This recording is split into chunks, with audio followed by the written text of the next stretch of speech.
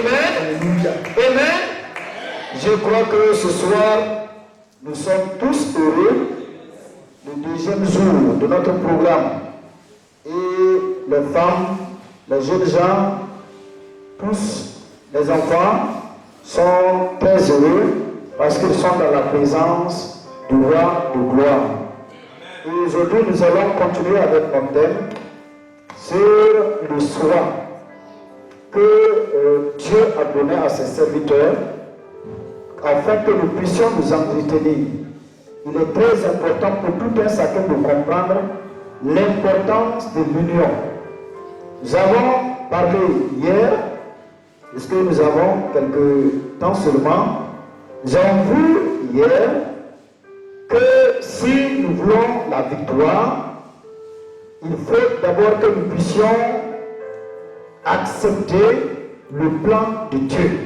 Et quel est ce plan? Ce plan, c'est l'union. Alléluia. Si nous sommes unis, je crois que nous aurons la victoire. Ça, il n'y a même pas de demi-mesure.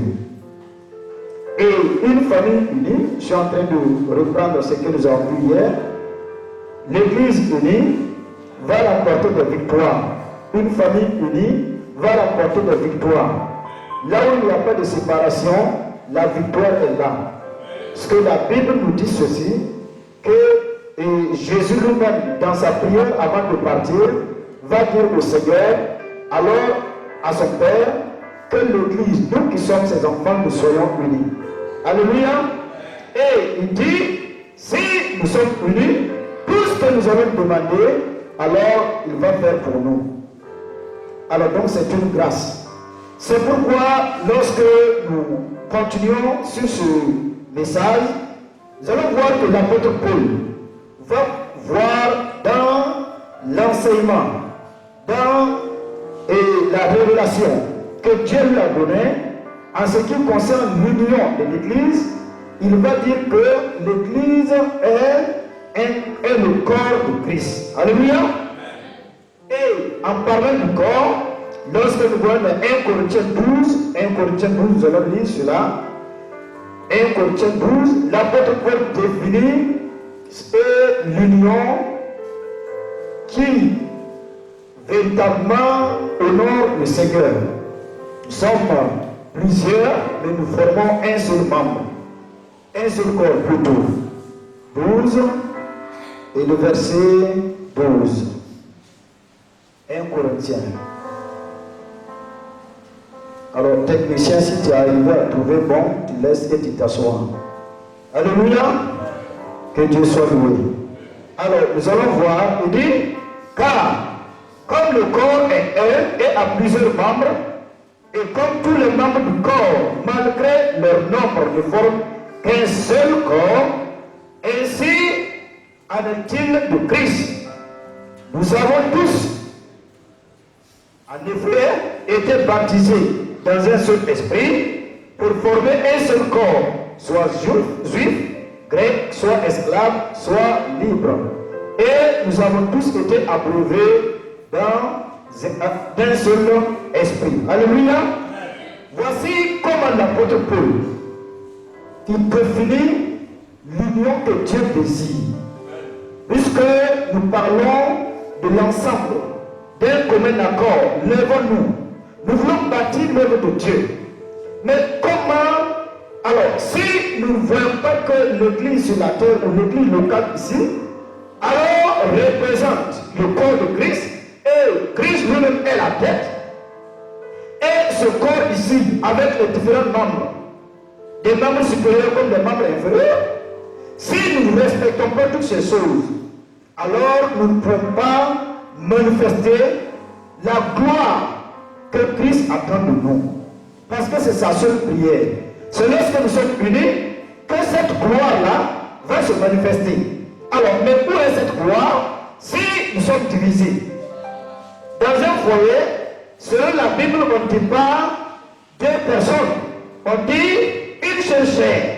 Oui ou non? Alors, si ça devient deux, c'est un problème. Donc, si nous sommes unis, bien aimés, alors l'Église va faire des miracles et des produits, et les gens du dehors vont effectivement savoir que en réalité, l'Église, il y a de la douceur, il y a un goût. Et n'importe quelle personne touche, ça passe. Même si tu es édenté, alors le bonbon, ça passe. Si tu as des dents, le bonbon, ça passe. Alléluia. C'est ça que l'Église doit être. Alors donc, ce soir, nous allons voir notre deuxième partie. Alors, pour continuer sur le thème, voici le verset qui nous a été donné dans Esdras. Nous allons voir, alors, pourquoi nous devons nous lever. Nous devons nous lever parce qu'il y a une mission qui a été donnée pour toi et pour moi. Vous savez que Esdras se trouve juste après 2 Chroniques. Voilà pour ceux qui ont des difficultés pour le trouver, parce que comme c'est un petit passage. Alors, donc, la Bible dit ici, dans 1 Chronique 1, le verset 5. On dit les chefs de famille de Juda et de Benjamin, les sacrificateurs et les lévites, tous ceux dont Dieu réveilla l'esprit, se levèrent pour aller bâtir la maison de l'Éternel à Jérusalem. Alléluia. Voici la vision. Alléluia. Tous d'un commun accord, lèvons-nous et bâtissons. Cela veut dire qu'il y a une mission. Dieu t'appelle. J'ai envie que c'est un appel, si vous voulez, au devoir de tout un chacun, que chaque membre doit travailler pour que le corps tout entier soit édifié. La main gauche ne peut pas dire à la main droite tu es inutile. Non. La main droite ne doit pas dire à la main gauche tu es inutile. Et l'apôtre nous dit qu'il y a des membres qui sont avec nous, qui sont plus faibles et nous les cachons. Ils sont utiles. Allez-y voir, j'ai rencontré une personne qui avait des difficultés pour déféquer. Quand il mange, il faut qu'il mette son doigt dans sa bouche pour déclencher et la vomissure. Parce qu'il ne peut pas aller au WC. Il souffrait. Parce qu'il y a un des membres, alors malgré qu'on ne le considère pas, malgré qu'il n'a pas de valeur, qui a refusé d'œuvrer. Et tout le corps était dans des difficultés. Ça a été par la prière que Dieu a fait grâce. Quelqu'un qui a fait presque 2 semaines. Il souffre, il pleure. Sa nourriture, alors il faut qu'il mette sa main. Un des membres a dit, je ne suis pas d'accord, je ne fonctionnerai pas. Alléluia. Donc, nous devons accepter que l'Église a une mission et il n'y a pas quelqu'un d'entre nous qui doit dire le contraire. Ici, la Bible dit que Dieu a réveillé l'esprit d'une certaine personne. Qui sont ces personnes? Vous savez qu'après la déportation, Jérémie ayant donné la prophétie parlant de 70 années de captivité, alors depuis la première année du roi Nebuchadnezzar jusqu'à la première année du roi Cyrus, ça fait les 70 ans. Et nous voyons Daniel qui attendait ce moment, qui a fait des prières pour que Dieu étende sa main afin que ses promesses s'accomplissent en son temps.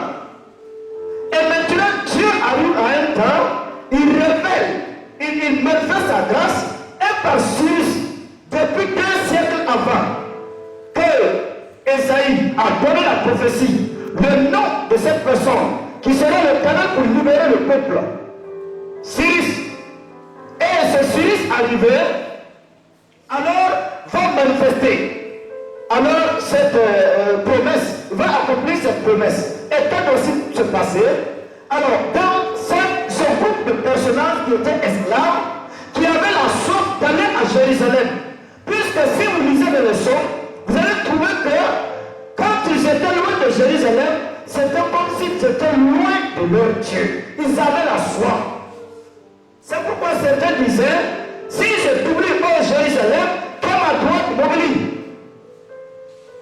Et d'autres disent, quand je me rappelle du moment que je me tiens dans la maison de Dieu et que je chante, je loue le Seigneur, ou que je vais par les marches en entrant dans la présence de Dieu. Et cette présence, ils l'ont manqué pendant 70 ans. Ils avaient soif. Mais voici que le temps de Dieu est arrivé, il a suscité un groupe de personnages. Et tout un chacun s'est dit, moi je vais me lever. Lui dit, je vais me lever. Et toutes ces personnes se sont dit, nous allons repartir à Jérusalem pour repartir la maison de l'Éternel. Alléluia! Voilà! Voilà! Voilà! Nous devons nous réunir l'édification du corps de Christ. Pour un réveil puissant, Dieu a besoin de toi. Vous savez que tout un chacun d'entre nous est une pierre, voire une brique, qui est important pour que l'édifice soit debout. Mais il faut que chacun se dise en lui-même, je suis prêt. Je suis prêt. J'irai, je veux bâtir la maison de l'Éternel. Et si nous sommes d'un commun accord, souvent nous allons trouver dans la Bible des textes parlant du peuple qui se tient debout comme un seul homme. Alléluia. Voici une vraie vision. Est-ce que vous avez la soif de la présence de Dieu? Amen. Est-ce que vous avez la soif de l'onction du Seigneur? Est-ce que vous avez la soif? Beaucoup avaient été visités par le Saint-Esprit, qui avait cette grâce en eux, qui les faisait bouillir, qui faisait qu'ils avaient de l'attachement, de l'amour avec Dieu. Mais à un temps donné, cet amour, cette grâce, cette paix a disparu. Ils sont devenus fades. Mais est-ce qu'en réalité dans ton cœur, cette présence qui s'est éloignée de toi te dit quelque chose?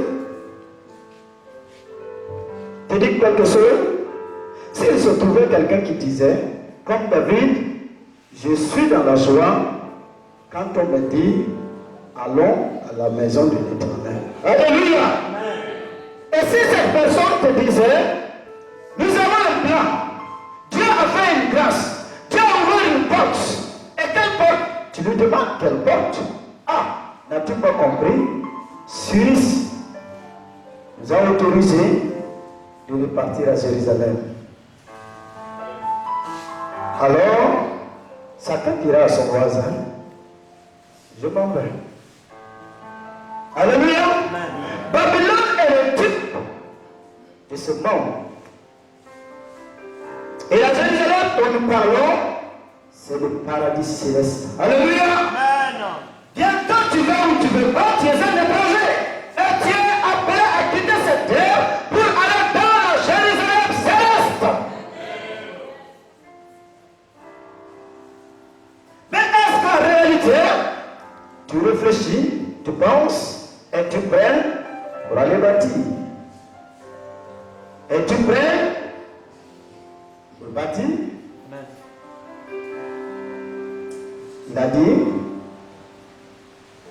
tous ceux dont le cœur, ou qui gardent leur trésor dans le royaume, leur cœur s'y trouve. Est-ce que vos cœurs se retrouvent dans cette présence divine? Alléluia. Et c'est pourquoi la Bible dit ici, ils se sont levés. Quand ils se sont levés, Dieu aussi a pourvu aux besoins et les ayant donné quelque chose. Je voudrais te dire que si Dieu t'a appelé aujourd'hui à comprendre ou à entendre ce message qui dit, les honneurs bâtissants, cela veut dire que Dieu t'appelle ce soir.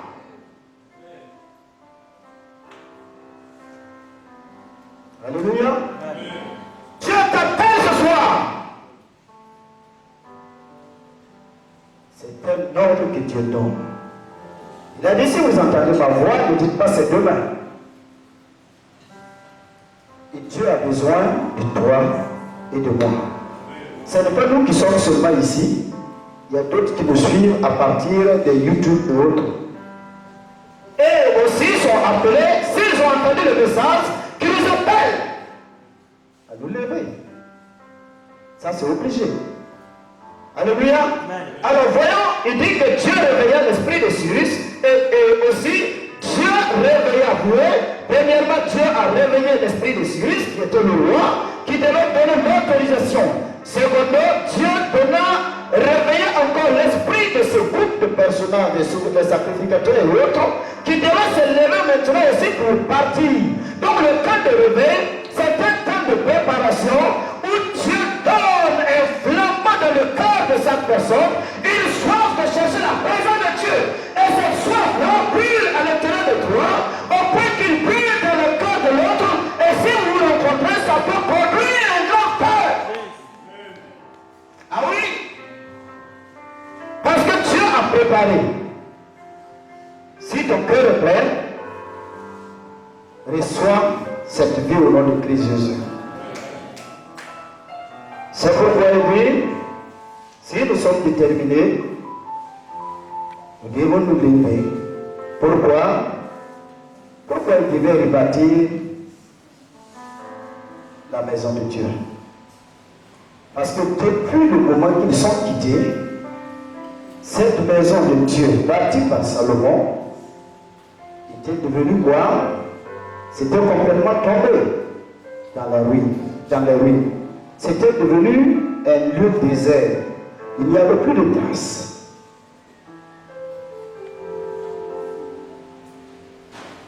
Vous savez, très souvent, nous nous enseignons, et certaines personnes ici qui ont connu le réveil, s'assoient généralement et se disent, où sont les temps passés?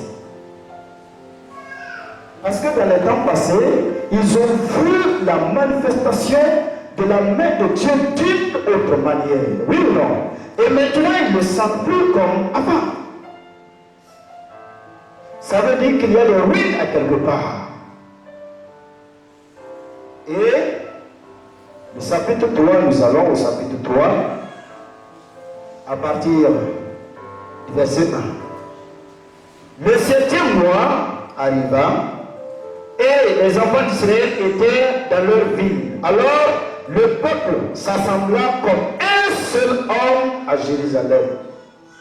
Jésus, fils de Jozadak, avec ses frères, les sacrificateurs, et Zorobabel, fils de Sénatiel, avec ses frères, se levèrent et bâtirent l'autel du Dieu d'Israël pour y offrir des holocaustes, selon ce qui est écrit dans la loi de Moïse, homme de Dieu.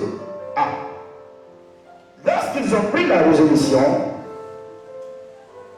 ils étaient toujours en Babylone, c'est-à-dire en esclavage. Le roi a donné l'ordre, ils se sont levés et ils ont fait le voyage. 7e mois, ils sont arrivés. Et lorsqu'ils sont arrivés, personne n'a dit en lui, comme nous sommes arrivés, ça va. Ils avaient cette vision à cœur. Et quand ils sont arrivés, ils se sont levés comme un seul homme. Bien-aimés, fils et filles de Dieu, laissons nos divergences, laissons nos séparations inutiles. Arrêtons d'être des philosophes ou des gens remplis de ce qu'on appelle des opinions sans valeur. Il devait dire ça ou devait faire ça, c'est des opinions qui ne peuvent pas ou qui ne doivent pas impacter le plan de Dieu. Nous devons arrêter tout ce qui est de l'homme et chercher ce qui est essentiel. Voici des gens qui sont arrivés et Satan s'est levé. Parce qu'ils se sont dit, il faut que l'autel soit bâti. Quel est cet autel? Alors, je voulais te poser la question. Quel est l'autel? Alléluia. est-ce que l'autel a été bâti dans ta vie? Je te pose la question. Ils ont commencé par l'autel. Pourquoi ils n'ont pas commencé par les autres choses? Il dit, alors, eux, ils se sont levés, ils ont dit, bon, ok, ils allons commencer à construire l'autel de Dieu.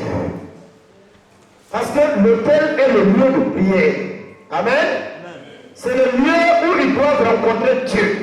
C'est le lieu où ils doivent comprendre le plan de Dieu. C'est le lieu où le Saint-Esprit doit le communiquer. C'est le lieu où Dieu doit le visiter. C'est le lieu où Dieu doit leur donner des ordres et comment ils doivent opérer. C'est pourquoi quand vous voyez dans 1 Roi 18, vous allez voir lors de la confrontation de lui et le prophète de Baal, ils ont tout fait. Les prophètes de Baal se sont levés, ils ont dit ok. Ils ont installé leur autel et ils ont fait le sacrifice matin jusqu'au soir. Sans succès. Mais à un temps donné, vient Élie qui arrive qui dit bon, il y a l'autel de Dieu qui a été renversé. Vous voyez, comme l'autel de Dieu peut être renversé, et vous allez faire des sacrifices pour cesser la face de Dieu. Lorsque l'autel de Dieu n'est pas dressé dans ton cœur, ce n'est pas la peine, mon ami. Élie va dire, ok, nous allons d'abord rebâtir l'autel de Dieu. Il a dit, allez au Torah, envoyez des pierres, 12 pierres. Les 12 tribus d'Israël. Et je peux dire, quelques dons ou quelques valeurs ou caractères qu'un enfant de Dieu doit avoir. Allez, transportez-moi la pierre de l'amour. Ils ont envoyé la pierre de l'amour. Ils ont déposé. Pour bâtir l'autel, il faut la pierre de l'amour. Amenez-moi la pierre du pardon. Ils ont apporté la pierre du pardon. La pierre de la parole, la pierre de la prière, la pierre de l'intercession. Ils nous ont apporté toutes ces pierres qui sont obligatoires. Et lorsque ces pierres y étaient, il dit maintenant, quand il y a toutes ces choses, le fruit de l'esprit est en place, rien ne peut empêcher le Saint-Esprit d'être en action. Rien.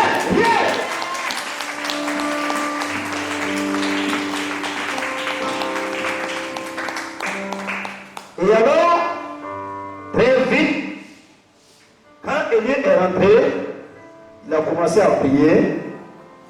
Il n'a pas dit quelques mots. Le ciel est ouvert, le feu est descendu. Est-ce que nous sommes prêts pour rebâtir la maison de Dieu? Que chacun d'entre vous commence à rebâtir l'autel de Dieu dans son cœur. Qu'est-ce qui est renversé? Qu'est-ce qui manque? Qu'est-ce qui ne va pas? Remets cette pierre en place. Et ce soir, nous allons invoquer Dieu et Dieu nous répondra. Et Dieu va t'exaucer. Et Dieu va se manifester et chacun d'entre nous comprendra comment est la grâce que Dieu accorde à ses enfants. Donc ce soir, nous allons nous appuyer sur ce passage afin de chercher la face de Dieu. Et pourquoi? Parce que si nous avons vu que d'abord il faut l'union, la même vision, devenir un. Deuxièmement, il nous faut la vision. Et troisième point, il faut rebâtir l'autel de prière. Le réveil commence par ça. La puissance de Dieu commence par ça. L'onction commence par ça. Et si nous sommes d'un commun accord, si nous nous tenons ici, comme les exemples que j'ai donnés hier, nous allons voir comment Dieu va se manifester. Vous savez, rien n'est impossible à Dieu. Et aussi, rien n'est impossible au corps de Christ. Je le dis bien, si tu n'as pas compris, rien n'est impossible au corps de Christ. Puisque le corps de Christ est la gloire de Christ sur la terre. Nous sommes appelés l'épouse. Je vous pose la question. Bon, qui n'a pas été fiancé ici? Tous ceux qui se sont mariés se sont fiancés à un temps donné. L'amour de fiançage et l'amour dans le foyer, est-ce que c'est la même chose? Il y avait un grand feu, n'est-ce pas? Et nous sommes l'épouse de Christ, fiancés d'abord. Comment nous allons dire, époux, le voilà ici, et il va nous laisser. Hein? S'il nous laisse, ça va marcher? Ça va marcher? J'ai un homme de Dieu qui a souvent l'habitude de dire, il dit aux femmes mariées, il dit, c'est pas comme ça que vous avez fait quand vous étiez fiancés et vos maris vous ont aimé. Si le soutien se retrouve, le bras de soutien se retrouve ici, et en réalité, personne ne va venir, oui ou non?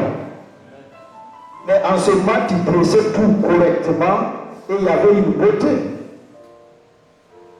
Donc, Jésus-Christ ne va jamais nous abandonner au point que nous allons nous habiller d'une manière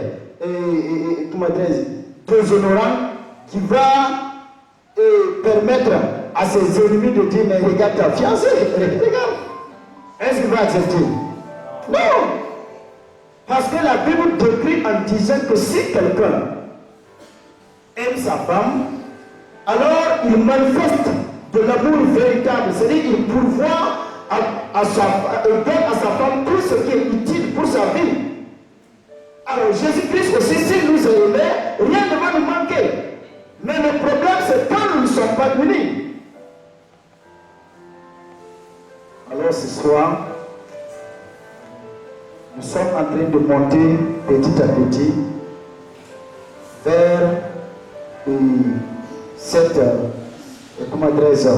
le but que Dieu nous appelle tous à atteindre. Et ce soir, je voudrais lancer un appel à toi personnellement pour que tu saches que Dieu attend de toi. Ici, ensemble, nous sommes unis et que nous disons ensemble, rien n'est impossible à Dieu.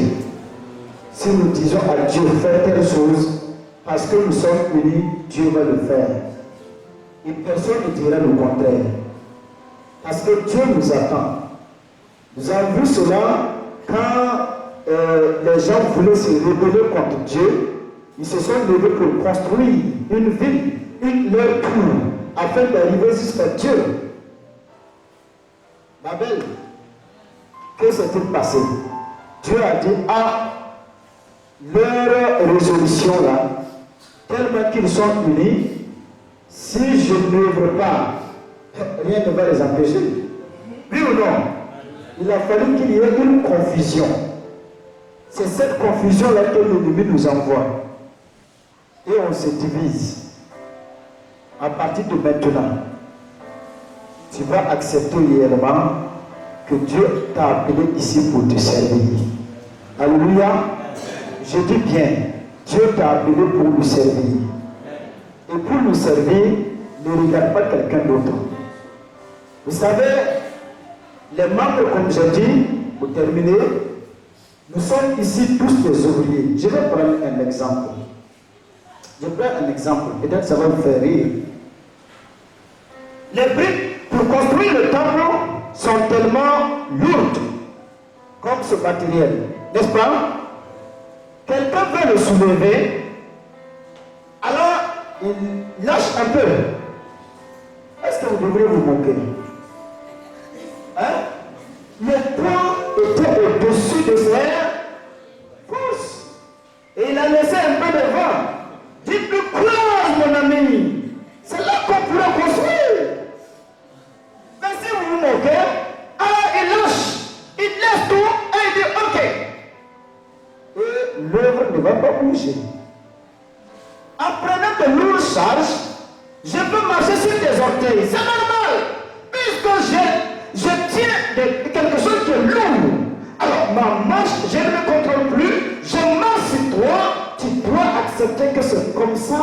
que nous allons faire pour bâtir l'œuvre de Dieu.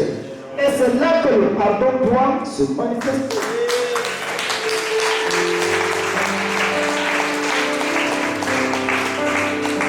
Si nous comprenons ça, vous allez voir qu'on va faire beaucoup de choses. Et personne ne verra son frère être frustré parce que tout est pardonné, car ce sont des charges, le travail de l'œuvre, c'est l'œuvre de Dieu. Nous ne voyons pas quelque chose dans nos mains, nous ne sentons rien, mais nous savons autour de nous des bagages que nous changeons. Il y a un combat, il y a une guerre que nous menons, nous ne comprenons rien, mais sur le plan spirituel, il y a des tractations, il y a un combat, il y a des oppositions. Donc le chemin souvent est un peu étroit, on peut se croyer, mais c'est tout à fait normal. C'est ça, tu veux te faire grandir, c'est ça, tu dois nous amener à arriver jusqu'au bout. C'est ça la vie chrétienne.